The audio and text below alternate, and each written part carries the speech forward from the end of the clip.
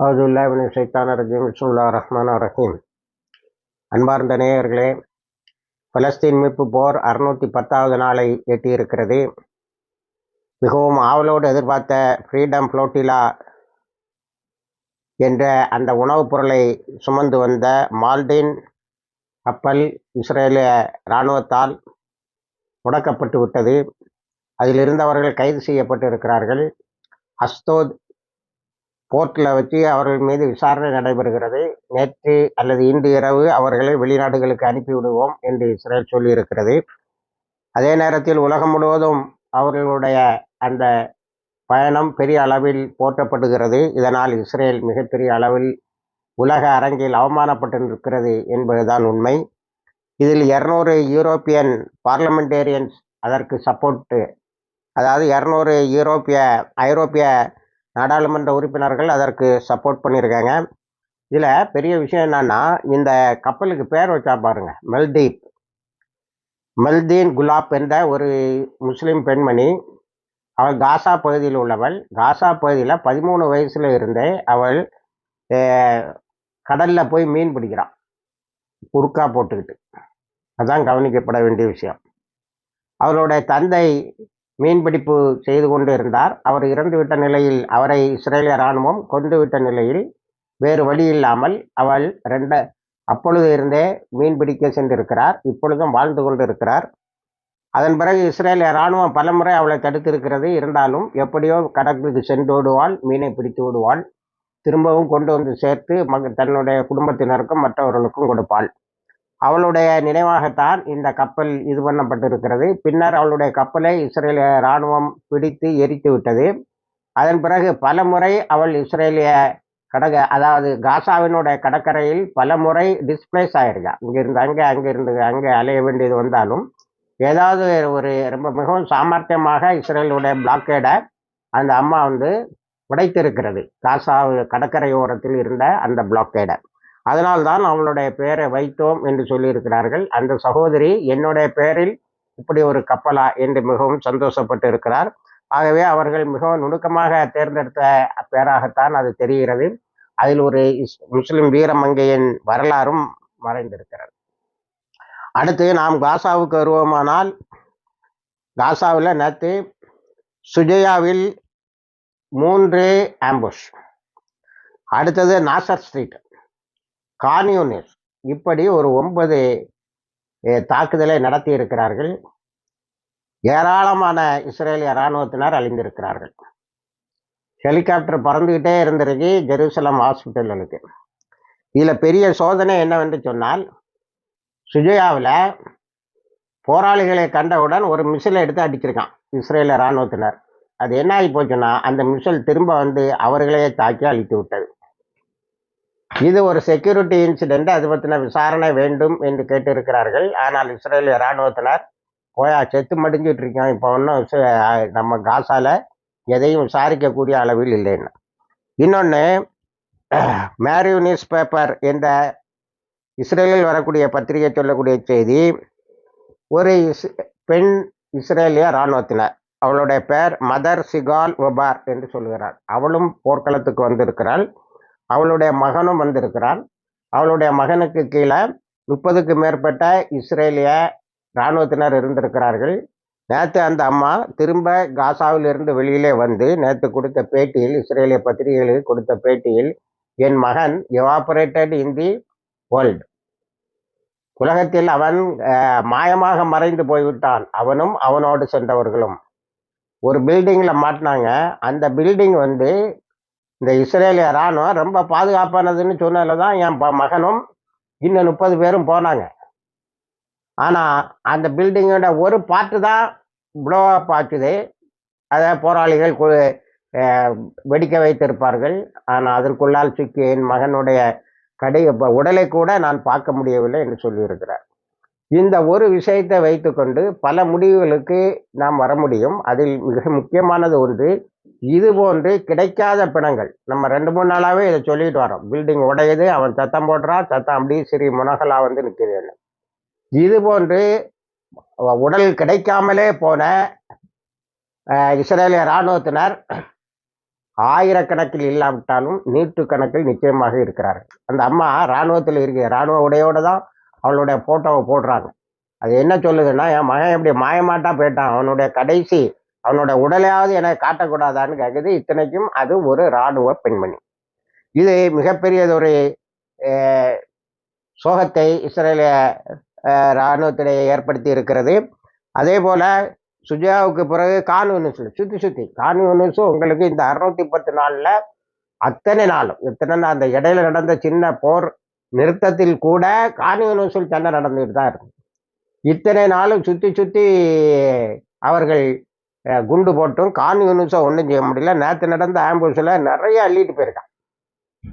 அதை இஸ்ரேலிய இராணுவத்தினர் சொல்லக்கூடிய வார்த்தைகள்ல ரொம்ப சிம்பிளா புரிஞ்சுக்கலாம். They ambush our soldiers are exposed. அதாவது சிட்டிங் டக் மாதிரி இருக்காங்கிறான் அடுத்த வார்த்தையில.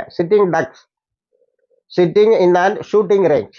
அதாவது துப்பாக்கி சூடு நடக்கக்கூடிய ஒரு இடத்துல இந்த கழுகு பறவைகள் வந்து தெரியாம உட்கார்ந்து இருக்கும்ல, அது மாதிரி நமது சோல்ஜர்ஸ் உட்கார்ந்து இருக்காங்க, செத்து மடிகிறார்கள் என்று ஒப்பாரி வைத்து இருக்கிறார். அதை இஸ்ரேலிய இராணுவத்தின இஸ்ரேலிய பிரசிடென்ட் பிரதமர் இல்லை, நத்தன்யாஹூ இல்லை, ஐசக் ஹோர்கக் என்ற அந்த பிரசிடென்ட் சொல்லியிருக்காரு, ரொம்ப இந்த cost of war is too big. இந்த யுத்தம் நமக்கு மிகப்பெரிய விலையாக போய்விட்டது. இருந்தாலும் நாம் இப்பொழுது மனந்தளராமல் நமது போராளிகளோடு நம்மளோட இராணுவத்தினரோடு நிற்க வேண்டும் என்று சொல்லியிருக்கிறார். அப்போ Khan Younis, Nasser street, Sattar street, Jabalia, Nuseirat இந்த இடங்களில் தொடர்ந்து நடந்ததில் நேற்றும் 300க்கு குறையாமல் இஸ்ரேலிய இராணுவத்தினரை அள்ளி சென்றிருக்கிறார்கள். அது அந்த கேனல்ஸோட வார்த்தைகளில் இருந்து நாம் புரிந்து கொள்ளலாம். சிட்டிங் டக்ஸ் அவ்வளோதான், கொத்தா கிடைக்கிறானோ வச்சு காய்க்கிறானோ. இல்லை, ஒரே ஒரு ஆச்சரியம் என்னன்னா, ஹமாஸ்கிட்டையும் மற்ற போராளிகள்கிட்டையும் இந்த 610 நாளும் சண்டை போடுவதற்கு ஆயுதம் இருந்ததே நமக்கு பெருசா தெரியுது. அவனும் 2007 வரைக்கும் 2027 வரைக்கும் சண்டை போடுவோம்னு சொல்றானோ. ஆக இஸ்ரேல அடுத்து நம்ம மேக்கரைக்கு வருவோம் என்று சொன்னால், மேக்கரையில் நேற்று 4 அட்டாக் நடத்தியிருக்காங்க ரெசிஸ்டன்ஸ்.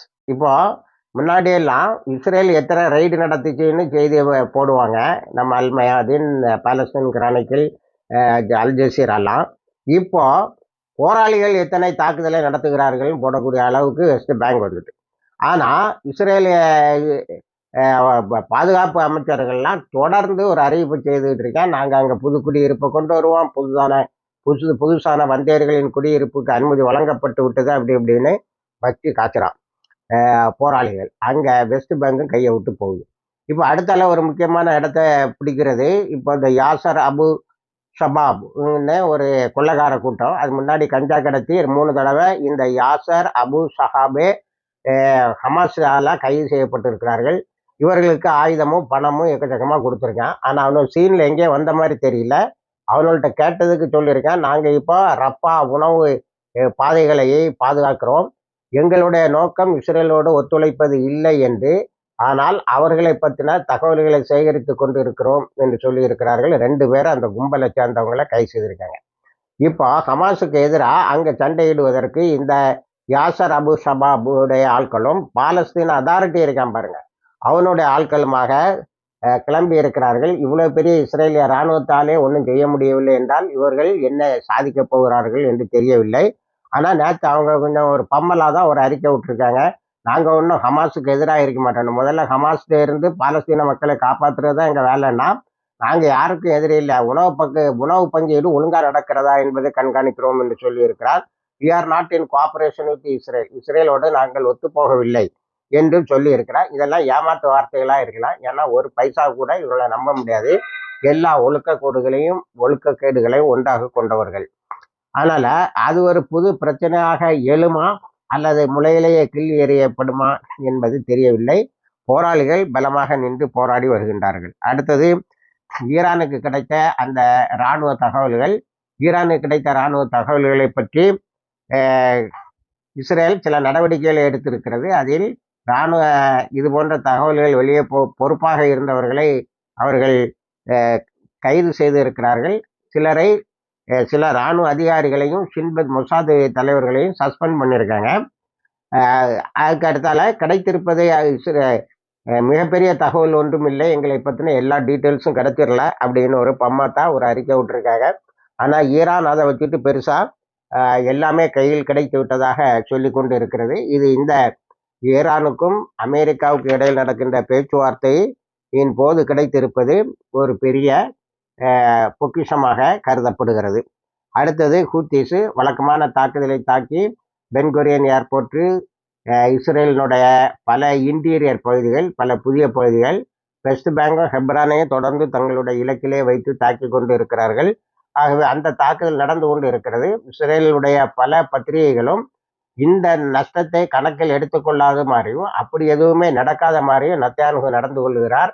நத்தியானுடைய சுயநலத்துக்காக இவ்வளவு பெரிய இழப்புகளை நாம் சந்திக்க வேண்டியது வருகிறது என்று நேற்று அந்த சகோதரி சொன்ன அந்த தகவல், அதாவது சிகால் ஒபர் என்ற அவளுடைய மகன் டாமர் அவனோடு சென்ற படை வீரர்களுக்கு ஏற்பட்ட செய்தியை மிக பெரிதாக ஆக்கி, நமது காசாவில் நமக்கு இலக்கும் இல்லை, அந்த இலக்கை அடைய முடியும் என்பது போலவும் தெரியவில்லை, நமது இராணுவத்தினர் தேவையில்லாமல் இறக்கிறார்கள் என்ற செய்தியை எல்லா பத்திரிகைகளும் இஸ்ரேலிய பத்திரிகைகளும் வெளியிட்டு இருக்கின்றன.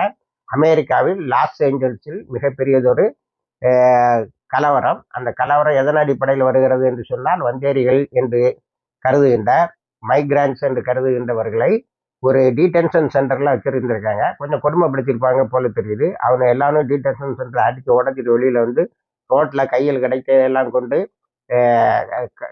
கண்ணில் பட்டதையெல்லாம் எரித்து இருக்கிறார்கள். அது 2000 ஃபெடரல் ஃபோர்ஸ், அதாவது சென்ட்ரல் கவர்மெண்டோடைய படையை விட்டு அவர்கள் அதை தடுத்திருக்கிறார்கள். அடுத்தால துனிசியாவிலிருந்து இந்த ஃப்ரீடம் ஃப்ளோட்டில் போல கால்நடையாக ஒரு கூட்டம் மக்கள் உணவுப் பொருட்களோடு ரஃபா பார்டரை நோக்கி வந்து கொண்டு இருக்கிறார்கள்.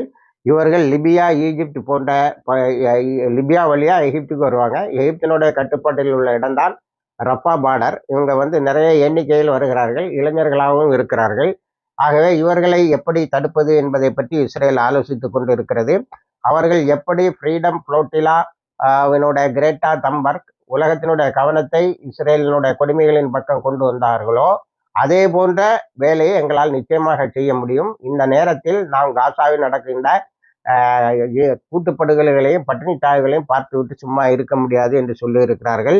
அதற்கு அவர்கள் பொறுமையின் பயணம் என்று பெயர் வச்சிருக்கிறார்கள். த ஜேர்னி ஆஃப் ரிசிலன்ஸ், பொறுமையின் பயணம் என்று பெயர் வைத்து வந்து கொண்டு இருக்கிறார்கள். ஆகவே இஸ்ரேலுடைய இந்த கொடுமை உலக அளங்கில் மிக பெரியதாக பார்க்கப்படுகிறது. இணைந்திருங்கள், எல்லா தகவலையும் தருகிறோம். வாழ்கிறது அல்ஹம்துலில்லாஹ் ரபில் ஆலமீன்.